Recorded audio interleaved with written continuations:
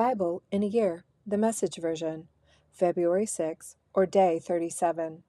Exodus chapter 23, verse 14, through chapter 25, verse 40. 3 days a year you are to hold a festival for me. Hold the spring festival of unraised bread, when you eat unraised bread for 7 days at a time, set for the month of Ahab, as I commanded you. That was the month you came out of Egypt. No one should show up before me empty-handed. Hold the summer festival of harvest, when you bring in the first fruits of all your work in the fields. Hold the autumn festival of ingathering at the end of the season, when you bring in the year's crops. 3 times a year, all your males are to appear before the Master God. Don't offer the blood of a sacrifice to me with anything that has yeast in it. Don't leave the fat from my festival of offerings out overnight. Bring the choice first produce of the year to the house of God. Don't boil a kid in its mother's milk. Now, get yourself ready. I'm sending my angel ahead of you to guard you in your travels, to lead you to the place I've prepared. Pay close attention to him. Obey him. Don't go against him. He won't put up with your rebellions because he's acting on my authority. But if you obey him and do everything I tell you, I'll be an enemy to your enemies. I'll fight those who fight you.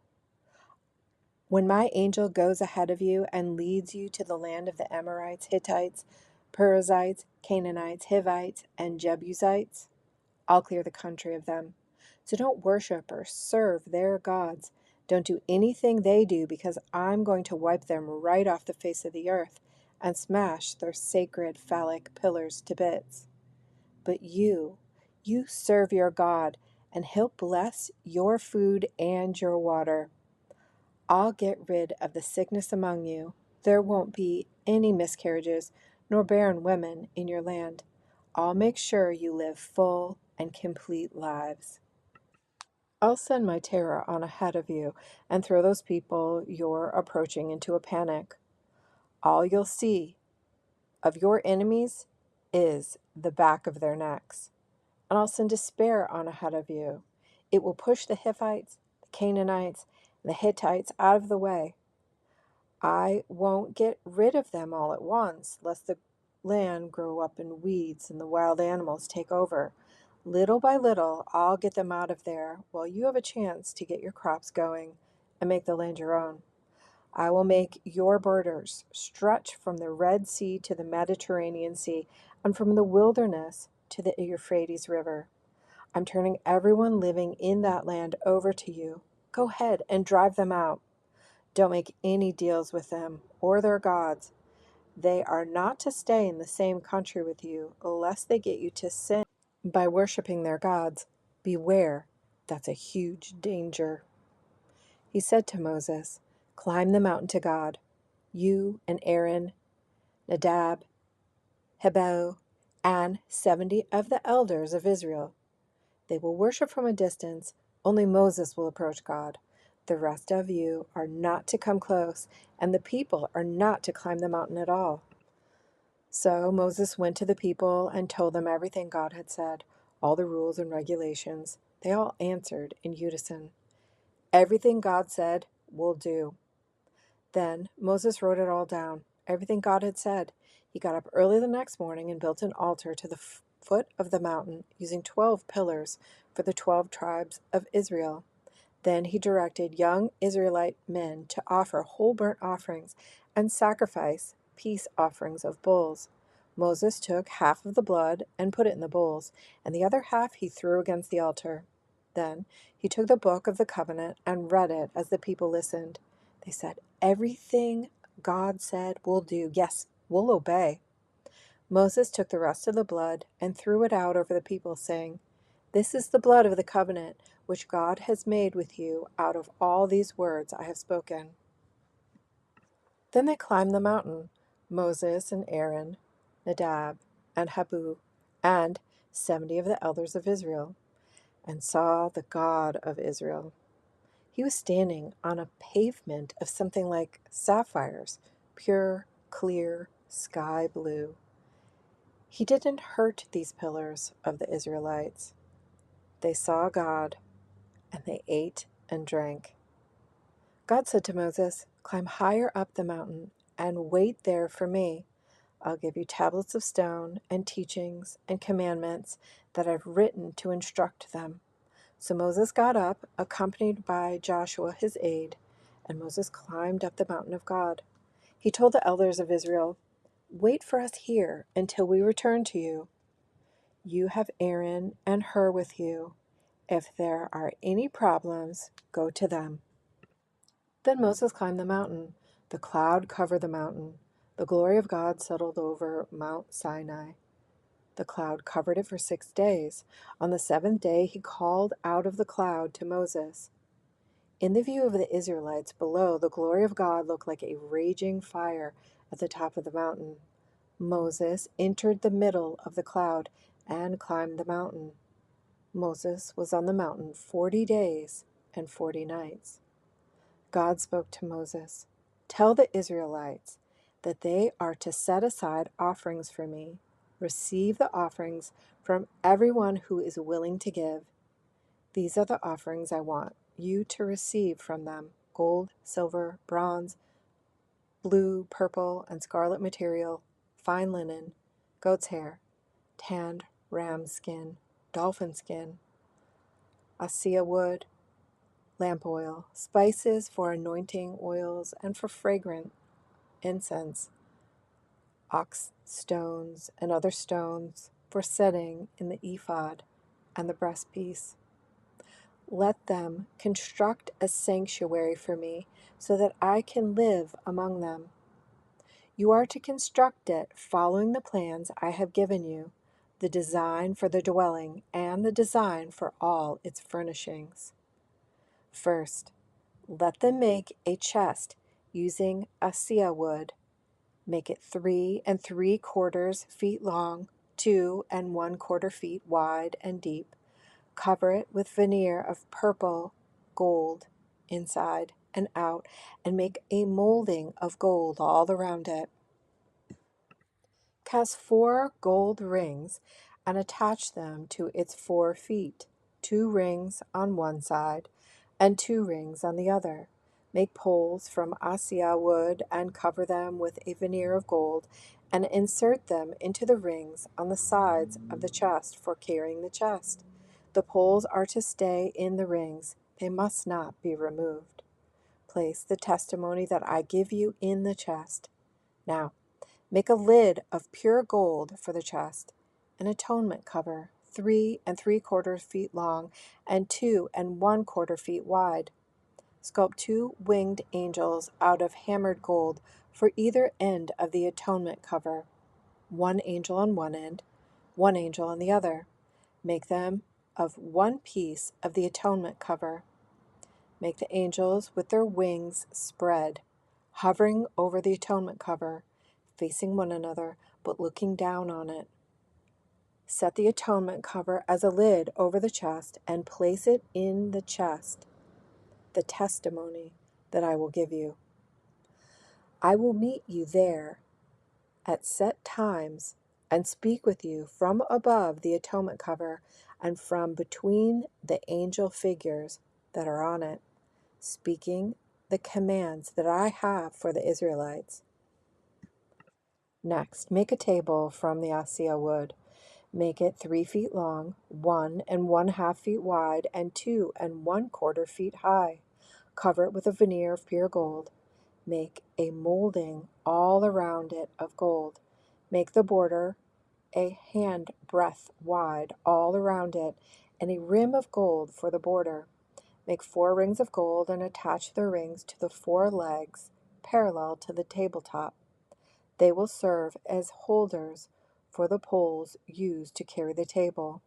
Make the poles of acacia wood and cover them with a veneer of gold. They will be used to carry the table. Make plates, bowls, jars, and jugs for pouring out offerings. Make them of pure gold. Always keep fresh bread of the presence on the table before me. Make a lampstand of pure hammered gold. Make its stems and branches, cups, and petals all of one piece.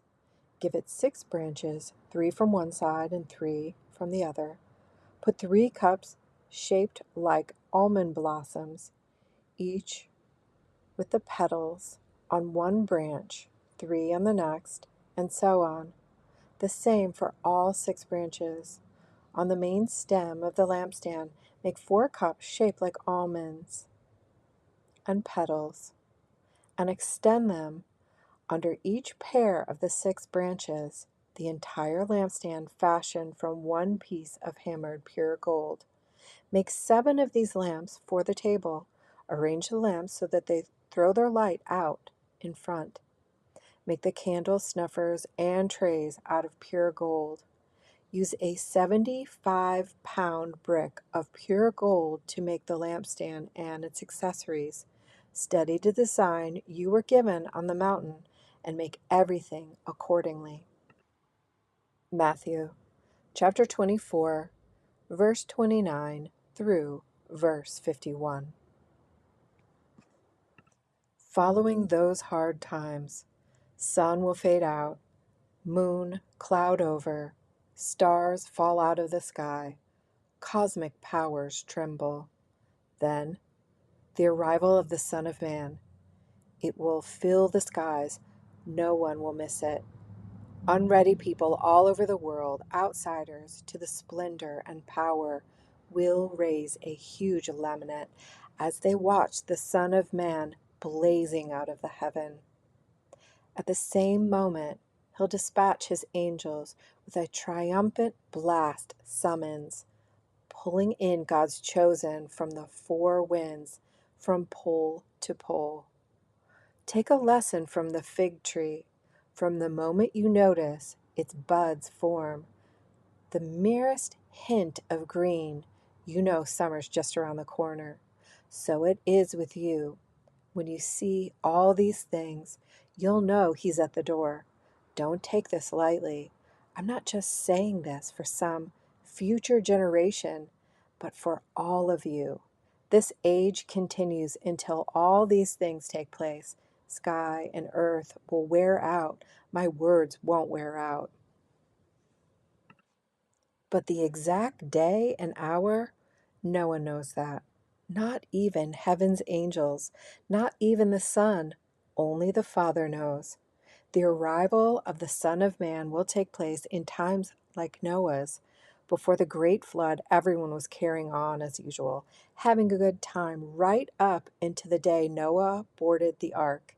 They knew nothing until the flood hit and swept everything away. The Son of Man's arrival will be like that. 2 men will be working in the field. One will be taken, one left behind. 2 women will be grinding at the mill. One will be taken, one left behind. So stay awake, alert. You have no idea what day your master will show up. But you do know this. You know that if the homeowner had known what time of night the burglar would arrive, he would have been there with his dogs to prevent the break-in. Be vigilant just like that. You have no idea when the Son of Man is going to show up. Who here qualifies for the job of overseeing the kitchen? A person the master can depend on to feed the workers on time each day. Someone the master can drop in on unannounced and always find him doing his job. A God-blessed man or woman, I tell you. It won't be long before the master will put this person in charge of the whole operation. But if that person only looks out for himself, and the minute the master is away does what he pleases, abusing the help and throwing drunken parties for his friends, the master is going to show up when he least expects it. And it won't be pretty. He'll end up in the dump with the hypocrites, out in the cold shivering, teeth chattering. Psalm chapter 30, verse 1 through verse 12, a David psalm. I give you all the credit, God. You got me out of that mess. You didn't let my foes gloat. God, my God, I yell for help. and you put me together. God, you pulled me out of the grave, gave me another chance at life when I was down and out. All you saints, sing your hearts out to God. Thank Him to His face. He gets angry once in a while, but across a lifetime, there's only love. The nights of crying your eyes out give way to days of laughter. When things are going great, I crowed, I've got it made. I'm God's favorite. He made me king of the mountain. Then you look the other way, and I fell to pieces. I called out to God, God, I lay my case before you. Can you sell me for a profit when I'm dead? Auction me off as a cemetery yard sale? When I'm dust to dust, my songs, my stories of you won't sell. So listen and be kind. Help me out of this. You did it. You changed wild lament into whirling dance. You ripped off my black mourning band and decked me out with wildflowers. I'm about to burst with song. I can't keep quiet about you. God, my God, I can't thank you enough. Proverbs chapter 7, verse 24 through verse 27. So, friends, listen to me. Take these words of mine most seriously. Don't fool around with a woman like that. Don't even stroll through her neighborhood. Countless victims come under her spell. She's the death of many a poor man. She runs a halfway house to hell. Fits you out with a shroud and a coffin. This was a daily reading of the Message version of the Bible, read to you by Bible in a Year.